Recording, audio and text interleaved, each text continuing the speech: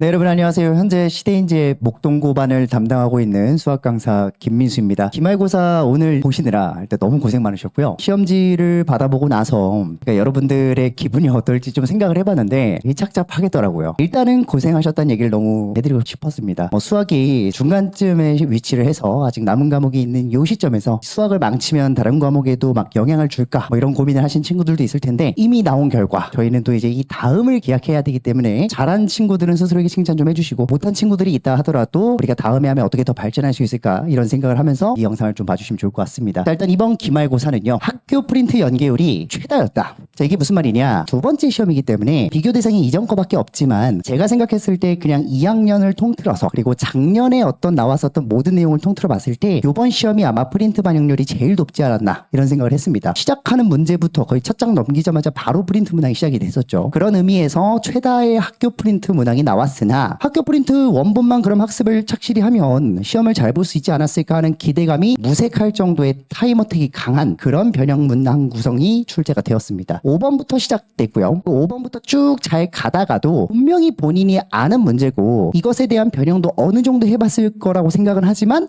실전에서 또 마주하니까 이렇게 안 풀릴 수가 없어요. 저도 실제로 풀어보면서 이 결과를 내서 이렇게 말씀을 드리는 건데 초반에는 뭐 무난하게 간다 하더라도 중반쯤부터는 타임어택이 상당히 강하게 다가왔을 겁니다. 그렇기 때문에 평상시에 본인이 얼마나 이 수많은 변형에 대한 대비를 했느냐가 요 승부를 좀 갈랐을 요소이기도 하고요. 1등급 변별 같은 경우는 제가 선별적 풀이라고 적어놨는데 실제로 학생마다 자신 있어 하는 문항, 자신 있어 하는 단원이 좀 다릅니다. 경우의 수라는 파트가 뭐 워낙 이 불호가 많은 단원이긴 하지만 어떤 친구는 경우의 수 문제가 제일 자신 있을 수도 있어요. 근데 어쨌든 간에 각자가 다 다른 그 장점을 가진 어떤 특색을 살려서 문제지를 초반부터 다 훑어본 다음에 고배점에 있을수록 좋겠죠. 서답형 같은 경우도 총점 20점을 이루고 있기 때문에 본인이 풀 수 있었다면 하다못해 객관식은 찍을 수라도 있지만 뭐 서답형은 찍어서 맞출 수 있는 가능성은 거의 없으니 배점이 큰 문항부터 좀 노리는 것도 나쁘지 않은 전략이었을 거다라는 그런 말씀 드릴 수 있을 것 같아요. 그리고 결론적으로는 모의고사 기출의 변형에 대한 적응력이 상당히 필수적이었거든요. 그러니까 다시 말해서 모의고사 기출 원본을 풀이를 암기한다고 되는 것이 아니라 이 모의고사 기출 원본에 대한 이해력과 완전한 분석력이 기반이 되어야만 변형된 지점에 대한 빠른 파악 후 올바른 풀이로 접근할 수 있었을 겁니다. 그렇기 때문에 사실 원본을 얼마만큼 많이 봤냐 보다도 그 원본에 대한 정확한 분석을 토대로 변형에 대한 얼마나 연습을 많이 해봤느냐, 그게 좀 가장 중요한 요소가 아니었나 싶어요. 그래서 학교 프린트 원형 분석과 이해력이 필수라고 적어봤고요. 단순 암기는 결코 허용되지 않는 그런 문항들이 좀 출제가 됐습니다. 근데 특이점이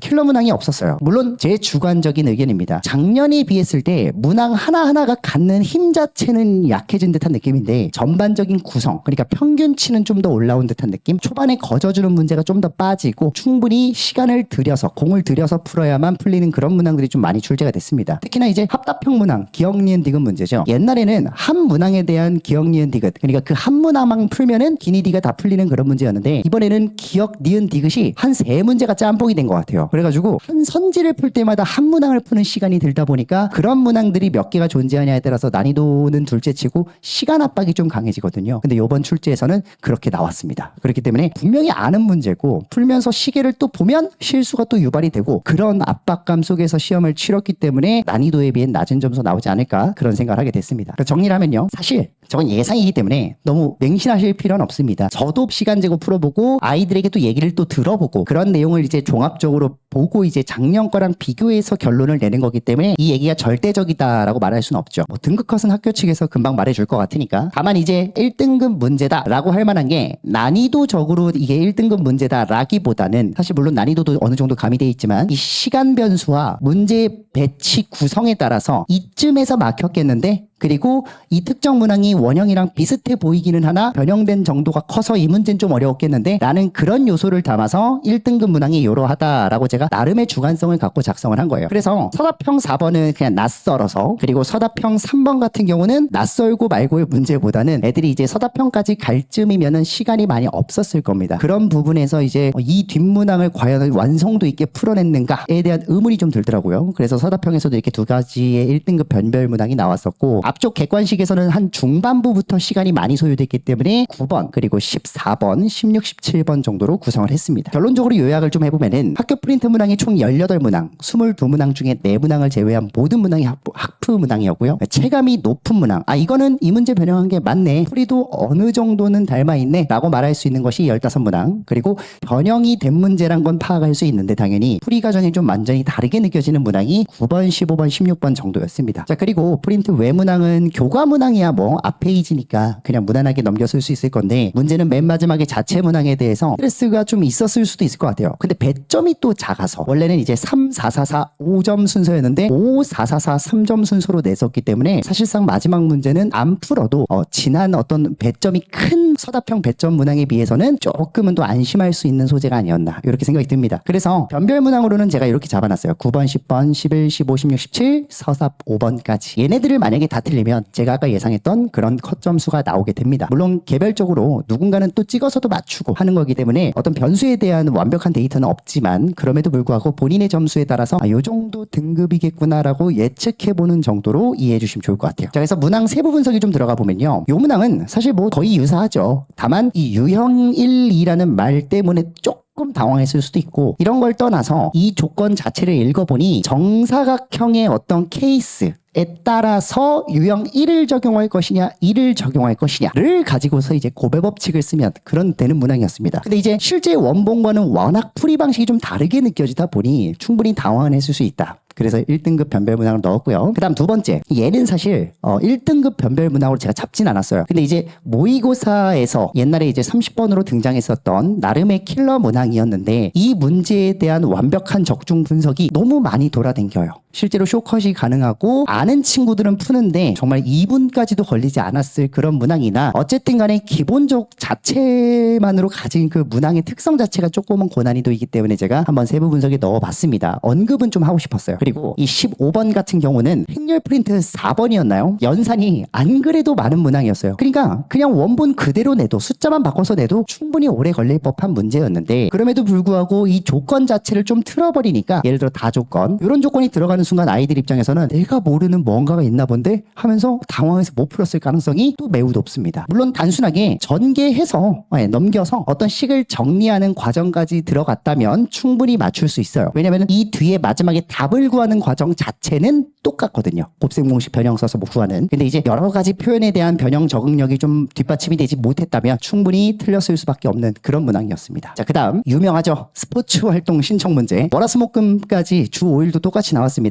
다만 이 조건 자체들이 가는 그대로 나왔는데, 나조건, 다조건이 좀 새로 보는 표현이에요. 경우의 수의 가장 큰 특징 중에 하나가 뭡니까? 이 함수 방정식 부등식과는 다르게 숫자만 바꾼다고 해서 풀이 과정이 유지가 되지 않아요. 실제로 어떤 배수를 세는 문제라고 치면 뭐 3의 배수와 5의 배수를 세세요의 문제는 완전 다르거든요. 특징 자체가 다르다 보니까. 그래서 이 문제 또한 조건만 그냥 딸깍 바뀌었을 뿐임에도 불구하고 원본에 있던 어떤 풀이 과정과 발상과는 좀 많이 달라지더라. 그래서 사실상 문제를 이해하는 능력이죠. 경우의 수 문제를 풀 때 본인이 정말 암기만 했는지, 이 문제를 정확하게 이해하고 요구하는 바를 잘 서술해 나갔는지, 그런 연습이 평소에 어떻게 대비되어 있냐에 따라서 이 변형의 정도에 따라 풀 수 있냐 없냐가 결정이 됐을 겁니다. 자, 그래서 문제의 구조가 같은데요, 풀이가 좀 달라요. 그리고 뭐 어떻게 푸냐라고 물어보신다면 이것도 사람마다 기준이 좀 다른데, 저라면은 이제 나조건을 토대로 케이스를 분류했을 것 같아요. 왜냐면 나조건에서 합해서 6일이다 라고 나왔기 때문에 이게 뭐 3일 3일일 수도 있고 2일 4일일 수도 있음을 가지고 문제를 풀기 시작했으면 그 케이스에 맞는 가조건, 다조건을 적용만 하면 되니까 생각보다 충분히 신선하게 풀 수 있었던 그런 문제였습니다. 자, 그 다음 제일 싫어하죠 아이들이. 사실상 이 명제로서, 그러니까 저 문장이 맞는 말이야 틀린 말이야를 고르는 그런 개념적인 문제 안에서는 요 행렬 문제만큼은 사실 계산이 좀 들어갑니다. 물론 그 계산이란 게 미지수를 두고 풀고 뭐 그런 건 아니지만 발레를 찾아야 되는 상황이라든가, 혹은 이 기역 니은 디귿까지만 나왔었던 문제를 리을 미음까지 추가하면서 다른 문제를 섞은 거죠. 이것 또한 이 개수를 올바르게 고르는 게 스트레스가 조금인 건 아니에요. 분명히 많은 스트레스를 주는데도 불구하고 사실 변별이라고까지 하긴 좀 애매합니다. 이게 객관식 조금씩 마지막에 배치되어 있어서 아이들이 시간 압박상 느긋함을 갖고 풀기에는 좀 부족한 문제다 보니까, 시간이 부족한 문제다 보니까 어렵다고 느낄 수는 있으나, 사실 이걸 참인명제는 참인대로 외워준 친구들은 또 쉽게 맞췄습니다. 그리고 오지선다가 만약에 옳은 것의 개수를 고르세요에서 3개다, 2개다, 뭐 4개다, 5개다 이런 식으로 선지가 구성되어 있었다면 어려웠을 수도 있는데, 이 중에서도 풀기 쉬운 기억니은 디귿은 있거든요. 그거 하나만 알아도 누군가는 날아가고 누군가는 안 날아가고, 그래서 남는 것 중에 올바른 것을 또 찾으면 되는 그런 문제이기 때문에 저는 개인적으로 쉽다고 느꼈으나, 이 배치 구조와 아이들이 기본적으로 어려워하는 유형이란 점을 감안했을 때는 충분히 변별이 가능한 문제였다라고 생각할 수 있을 것 같습니다. 자, 그래서 이러한 문제들에 대해서 우리가 또 얼만큼 대비를 했는지를 제 나름대로 사실 자랑을 하고 싶었어요. 저희 반 같은 경우야 뭐 변형을 워낙 많이 했으니까. 자, 그리고 일단은 마지막 문제인데, 이 서답형 마지막 문제가 그냥 자체 문항이에요. 예. 사실 시중교재에서 알아본다 뭐 이런 것보다도 어떻게 보면 교과서에 나올 법한 실생활 예제 문항을 가지고서 어떻게 대비를 할 것인가. 사실 그 부분은 학부에 비해서는 대비력이 좀 약하죠. 다만 이 문제를 대비하겠다고 너무 낯선 문제를 또 공부하다 보면 대비력이 좀 약해져서 시험 자체는 또 못 보게 됩니다. 그래서 이 문제를 못 풀었다고 사실 질타받을 것까지는 아닙니다만, 그럼에도 불구하고 이 문제가 뭐야? 라고 이제 궁금해하는 친구들에게 말해주자면, 연립 2차 방정식 문제였어요. 2차 방정식 식을 세워서 비례식을 세우는 거죠. 이 제곱에 비례하여 책정된다라는 멘트를 가지고 미지수를 두고 올바른 비례식을 작성한 다음에 거기에 맞춰서 식을 전개하다 보면 연립해야 되는 구조가 발생합니다. 그래서 그 연립 방정식을 풀어내는 그런 문제였는데, 배점도 낮고요. 사실 마지막에 있다는 부담감 때문에 애초에 쳐다보지 않은 친구들도 있었을 겁니다. 물론 이 문제를 맞추고 말고가 1등급을 결정짓는 것까진 아니다. 다만 어쨌든 맞으면 3점을 얻고 틀리면 3점을 날아가는 입장에서는, 맞춘 친구들은 그냥 스스로 좀 칭찬해 주시고, 못 맞춘 친구들은 이 문제 하나 때문에 스트레스를 받을 필요는 없어요. 만약에 본인이 만점을 노리는데 57점을 받았다면 피드백해야죠. 근데 그게 아니라면 학교 프린트 문항에 좀 더 집중해서 그 변형과 체화 연습을 좀 더 적극적으로 하시는 걸 추천드립니다. 그래서 낯설고 생소한 유형에 대해서는 목동고 내신의 특성상 대비가 조금 어려울 수 있다라는 점에서는 특정한 문제라고 제가 소개를 할 수 있을 것 같습니다. 아까 언급드리던 자랑을 조금 마저 하자면, 사실 목동고등학교는요 적중하기가 매우 쉽습니다. 사실 다른 학교 같은 경우야 이 문제가 적중했다라고 하면은 충분히 어필도 되고 그럴 텐데, 목동고는 여기서만 낼 거야 라는 나름의 가이드라인이 출제가 되어 있기 때문에 고1만큼 사실 적중의 의미가 크게 없어요. 고2 때는 문제 자체도 적고 문항 자체가 적은 것 때문에 사실 출제하는 문제 수도 좀 적어요. 학부 반영률이 한 50% 정도 되거든요. 근데 1학년 학교 프린트는 거의 뭐 8, 90%가 학부 반영률이 높기 때문에, 일단은 어떤 문제를 적중했냐 자체는 의미가 없을 수 있지만 또 언제 했냐가 중요하죠. 저희 직본날 했습니다. 마지막 파이널 회차 때 수학 시험 보기 전날 여러분들이 같은 문제를 마주할 수 있었을 거예요. 사실 한 번 더 보고 시험에 임한다는 건 좀 다른 영역이기 때문에 그런 의미에서는 좀 충분히 도움이 되지 않았을까. 이 문제 말고도 이 문제도 전날 봤어요. 우리가 이거를 한 번 보고 오답을 하고 그리고 이제 시험장에 들어간다는 그 상황 자체가요, 실제로 실전에서 마주했을 때 안도감을 좀 줍니다. 그런 어떤 심리적인 변수까지 고려하자면 플러스 요인으로 작용하지 않았을까. 물론 어떤 변형의 정도가 완벽히 일치해버리면 유출이죠, 사실상. 그럴 리는 없다 보니까 사실 그냥 똑같은 문제를 2번 연습하듯이 풀어봤다 정도만으로도 그래도 좀 더 실전적인 이득을 가져갈 수 있지 않았을까라는 말씀을 드리는 거고요. 여기서도 마찬가지입니다. 2회차에서 이식 자체는 똑같이 나왔어요. 위에 있는 조건식 자체는 똑같이 나왔고, 달라진 점이 있다면 저는 서답형으로 출제를 했었으나 실전에서는 객관식으로 출제를 했고, 또 다른 점이 있다면 나조건에서 x의 개수를 3개라고 줬는데 여기서는 5개라고 줬다는 그 차이 하나 정도만 차별점이 있었지, 사실 한 번이라도 더 경험시켰으니 여러분들이 맞추는 것 자체는 어렵지 않았을 겁니다. 풀이 방식이 같기 때문에요. 자, 그리고 뭐 2회차도 봤지만 1회차에서도 똑같이 냈습니다. 서답형으로 똑같이 출제를 했었고요. 이건 또 2차 함수 파트 문제죠. 문항 자체가 이것도 이제 쇼컷이 사실상 대비가 되어 있습니다. 그래서 아는 친구들은 또 쉽게 빨리 잘 풀었을 것이고, 모르는 친구들은 서답형이다 보니까 여기까지 또 못 가고 틀렸을 수도 있는데, 제가 1등급 변별 문항으로 잡은 만큼 여러분들이 또 잘 풀어내지 않았을까라는 생각도 듭니다. 자, 그리고 1회차 때 봤었던 문항 구성 중에 얘도 사실상 이제 숫자 정도만 거의 변형해서 나왔어요. 페인이라고까지는 할 건 없지만 제가 출제할 때는 좀 더 많은 변형을 했어요, 언급할 때. 근데 다만 문항 자체에서는 원본과 거의 유사하게 숫자만 바뀌어서 출제가 되었습니다. 자, 어쨌든 간에 시험 전날에 이런 변별력이 존재하는 문항들을 한 번이라도 더 보고 갔다는 것 자체가 제 학생들 듣고 있니? 너에게 하는 거 맞단다. 도움이 되지 않았을까. 맞췄다고 저는 믿고 싶습니다. 자, 그래서 일단은 1학기는 이미 끝난 거고요. 분석은 저의 역할, 그리고 그걸 듣고 피드백하는 것도 여러분들의 어떤 역할 중에 일부지만, 더욱 중요한 것은 그래서 앞으로 어떻게 할 것인가. 2학기와 여름방학이 남아있는 이 시점에서 앞으로의 학습 대비가 좀 더 탄탄해야겠다라는 생각은 안 할 수가 없습니다. 2학기 내용은 실제로 더 어려워요. 그래서 그 어려운 내용에 대한 간단한 소개를 드리고 대비 방안에 대해 말씀드리고 영상 마무리할 것 같습니다. 자, 일단은 더욱 어렵다. 말 그대로 성격이 전혀 다른 심화 구성의 대단원이 4개 파트가 존재합니다. 밑에도 적어놨는데 이 성격이 다르다는 게 거의 함수와 경우의 수의 성격이 다른 만큼이나 이 공통수학2의 대단원은 모두가 달라요. 실제로 공통수학 1에서는요. 이 다항식 연산 파트부터 못해도 2차 부등식 파트까지는 기본적으로 다 연계가 되어 있습니다. 다항식을 알아야 인수분해를 하고 인수분해를 알아야 우리가 2차 방정식 풀고 2차식 을 풀 줄 알아야 함수를 그리고 함수를 그려야 또 뭐 다음으로 넘어가 이런 과정에 어떤 연계가 있는데 사실 뭐 도형을 모른다 해서 집합명제를 못하고 집합명제를 못한다 해서 유리함수 무리함수를 못하고 이런 건 아니거든요. 그럼에도 불구하고 그 성격이 전혀 다른 심화적인 어떤 구성의 대단원이 4개 파트가 다 들어있다라는 게 첫 번째 어려운 이유고요. 두 번째로는 모의고사 4점 중킬러와 킬러 문제가 정말 제일 많습니다. 사실 이제 고2 3월 모의고사가 주로 많이 등장하는데 작년에도 이쪽 파트에서 학교 프린트 60문항 정도를 줬어요. 중간고사 기준입니다. 기말고사도 거의 비슷하게 줬으나 작년에 줬었던 그 문항들을 좀 미리 말씀을 드리면 그냥 킬러 문제입니다. 여전히 킬러 문제가 많이 등장을 하고 그 킬러 문제 속에서 우리가 암기만으로는 통하지 않는 영역이 분명히 존재하거든요. 결국은 킬러 문제 하나를 풀기 위해 그 아래 풀이에 적혀있는 모든 개념을 이해해야만 이 문제가 완전히 내 것이 되는 건데 그런 문제만 거의 5, 60개를 던져주다 보니 학교에서 그 5, 60개에 대한 분석과 이해를 다 하기란 사실 쉽지가 않아요. 실제로 여름방학부터 3주 안에 그걸 완성도 있게 완성하는 것조차 쉽지 않습니다. 냉정한 현실로 얘기를 하자면 필요 없는 공부란 건 이론상 없지만 필요 없는 공부를 있다고 가정하자면 목동고스럽지 않은 문항들에 대한 어떤 문제 대비는 좀 덜어내고 실제로 이제 모의고사 변형 그리고 원형에 대한 분석 정도를 여름방학 때 최대한 맞춰서 진행을 하는 것이 옳지 않나 저는 그런 생각을 해요. 그래서 마지막 파트에 선행 대비 체화가 가장 약한 과목이라고 제가 적어놓은 이유가 이 공통수학 2 파트를 심도 있게 선행한 친구들은 거의 없습니다. 실제로 이제 우리가 보통 선행을 길게 하는 시즌이 겨울방학인데 중3 겨울방학 때 고1 입학할 때쯤에 여러분들이 어떤 선행을 했는지 한번 돌이켜보세요. 공통수학 1 당연히 코앞에 닥친 시험이었으니까 열심히 했을 거예요. 공통수학 2도 곁다리로 이제 같이 좀 한 바퀴 돌리다가 결국은 2학년 3학년 선행 과정 그러니까 대수와 미적분을 하느라 좀 더 시간을 보낸 친구들이 분명히 있을 겁니다. 근데 그 친구들의 선택이 잘못됐다가 아니라 그냥 현실적으로 대수와 미적분을 볼 시간에 만약에 공통수학 2를 봤다면 지금에 대한 어떤 부담은 좀 더 적었을 거예요. 근데 우리가 현실적으로 그런 선택을 하기 쉽지가 않죠. 2학년 과목은 결국 수능과도 연계되다 보니까 선행을 한 친구들이 대수나 미적분에 힘을 쓰는 동안 실전적으로 나오는 이런 공통수학 2 파트의 문항 대비는 분명히 상대적으로는 더 약했을 것이다 를 저격하는 겁니다. 물론 그게 뭐 질타받을 어떤 행위는 아니었는데 어쨌든 간에 평균적으로 그 체감 자체가 약하다 보니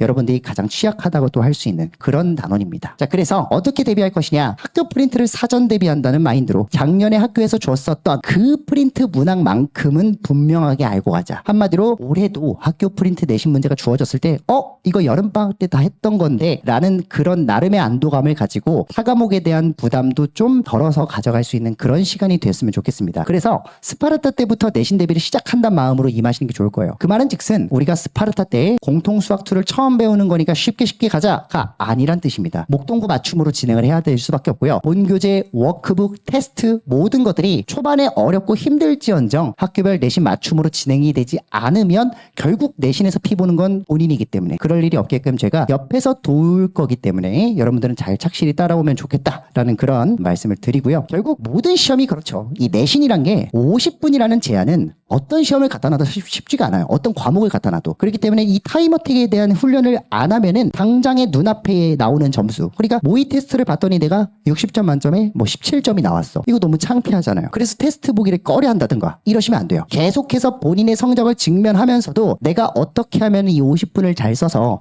최고점을 받을 수 있었을까? 그 고점을 갱신하는 역할로서 훈련으로 쓰는 겁니다. 그렇기 때문에 테스트 학습 대비가 가장 중요합니다. 그래서 그것까지도 우리가 여름방학 때부터 착실하게 가져갈 것이다 를 말씀드리는 거고요. 결국 컨텐츠 대비를 어떻게 할 것이냐, 모든 교재 자체가 목동고 맞춤으로 구성이 되어 있기 때문에 그거는 당연한 건데 이 외에도 예상학교 프린트 기출집을 드릴 겁니다. 전혀 나올 것 같지 않은 그런 문제들 다 없애고 정말 나올 가능성이 높은 최근 모의고사 트렌드 그리고 실제로 줬었던 학교 기출들 그리고 이미 냈었던 변형까지도 한 번 더 우리가 체화할 수 있도록 기출집을 따로 배부하고요. 그리고 이제 프린트 변형으로 만든 학교 테스트, 아까 말씀드렸던 모의 테스트죠. 그걸 최소한 10회차 이상 보게 될 겁니다. 그리고 프린트 관련 문항 사전 대비를 사전 체화할 수 있도록 워크북이라든가 변형 자료집 같은 것을 추가적으로 배부하기 때문에 학생 여러분들이 실전에서 혹은 실제로 학교에서 주는 그런 학교 프린트를 마주했을 때 낯설다라는 그런 감정이 들지 않도록 하는 과정을 저희가 스파르타 때 진행할 겁니다. 그리고 마지막으로 학교 프린트 관련한 모든 문항은 쇼컷이 가능하고 체화가 있다면 무조건 가르칩니다. 무조건 가르쳐서 실전에서 우리가 얼만큼 시간을 단축하냐가 결국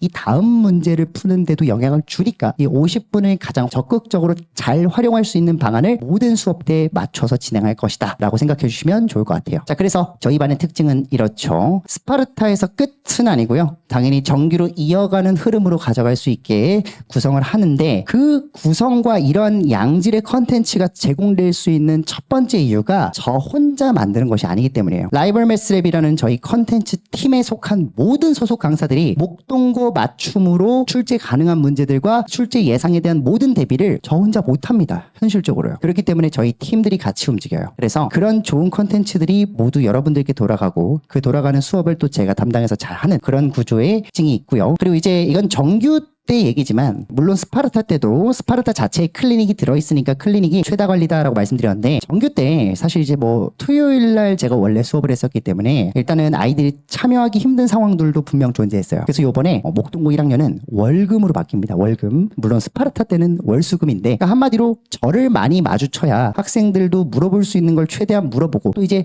조교 선생님한테만 맡겨놓고 외면하기에는 저도 좀 불안합니다. 여러분들이 정말 잘하고 있는 건지 혹은 어떤 연습 과정에서 어려움은 없는지 이런 것도 제가 알아야 개별적인 취약점도 맞춰서 공략할 수 있기 때문에 저를 가장 많이 만나는 게 실제로 이롭고요. 그리고 그게 가능케 하도록 제가 클리닉을 구성할 거기 때문에 그런 부분도 최다 관리라는 지점에서는 관심 있게 봐주시면 좋을 것 같습니다. 그래서 주말에 고정된 클리닉 시간이 있고요. 그날 당일 수업에 진행했을 때 직후 혹은 직전에 2시간 이상의 의무 클리닉이 또 진행이 됩니다. 그래서 저를 아마 주에 못해도 수업 빼고도 10시간은 보지 않을까라는 생각을 할 수 있을 것 같아요. 자, 그래서요. 스파르타는 언제 개강하냐? 일단 22일 수요일 날 개강을 하게 되고요. 22일 수요일부터 월수금 이렇게 진행이 됩니다. 물론 이런 걱정도 할 거예요. 방학식 당일에는 아침에 이제 못 오잖아요. 아마 오후에 진행할 겁니다. 아마 오후에 진행을 하고 그 오후에 진행이 안 된다. 그렇다면 이제 보강 형식이나 동영상도 물론 나가겠지만 추가적인 어떤 학습을 통해서 분명히 채울 수 있는 부분은 채울 것이고 일단 기본적인 골자는 월수금으로 구성이 되어 있습니다. 그리고 9시 반부터 1시까지 본 수업이 진행이 되고요. 1시간 밥을 먹고 나서 그날 본 테스트에 대한 해설, 그리고 오답 관리, 그리고 워크북 과제까지 그 자리에서 한 큐에 어떻게든 끝낼 겁니다. 그걸 끝내고 귀가를 해서 여러분들이 다음 날에도 다른 학습을 또 이어갈 수 있는 그런 완성도 높은 하루를 잘 구성해서 집에 보낼 겁니다. 어쨌든 간에 이 스파르타라는 이름에 걸맞게 학교 등교 시간이랑 거의 비슷하죠. 등교와 하교 시간이 거의 비슷하다 보니까 그 시간 동안 저를 보는 게 좀 지루할 수는 있는데 그 지루함을 이겨내야 또 우리가 결과로서 좋은 결과를 내는 거니까 같이 참아주시면서 열심히 하면 좋을 것 같습니다. 자, 그래서 스파르타 외에 2번의 추가적인 수업이 있습니다. 그게 이제 기말고사가 6일에 끝나죠. 6일에 끝난 직후에 15일 그리고 18일 수요일 토요일 원래 저희 내신 대비반 수업이 수토이기 때문에 방학 이전에만 딱 2번 수요일 토요일로 그대로 진행을 하고요. 그 수업 때 전반적인 방학 때 우리가 이어서 할 수 있을 법한 공통 언어를 마스터하는 시간이라 보시면 좋을 것 같아요.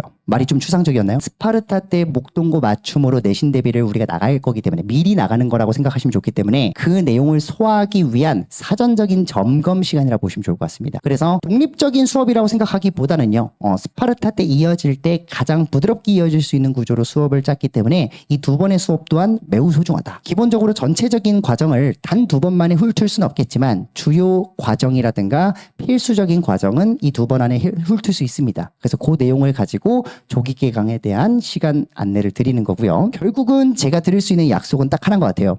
압도적인 컨텐츠 그리고 실력을 토대로 성적을 약속드립니다. 실제로 이렇다 할 성과가 한 번만 해도 안 나올 수 있습니다. 다만 분명히 제가 지금 가르치는 모든 학생들은 최소한 아무리 못해도 한 70, 80% 정도는 100개 등수 이상의 성적 상승을 맛봤습니다. 그 말은 즉슨 원래 한 3, 4등급 하던 애가 결국 안정적인 1, 2등급으로 안착을 한 경험이 너무나 많기 때문에 이 영상을 보는 친구들은 같이 끄덕끄덕 해주지 않을까라는 생각을 하고요. 결국은 제가 드릴 수 있는 약속이 요거인 만큼 이것만큼은 제가 성적 향상만큼은 최선을 다해서 여러분들이 이루는 그날까지 옆에서 돕겠다라는 약속을 마지막으로 드리면서 감사 인사 드리겠습니다. 그동안 고생하셨고요. 앞으로도 잘 부탁드립니다. 감사합니다.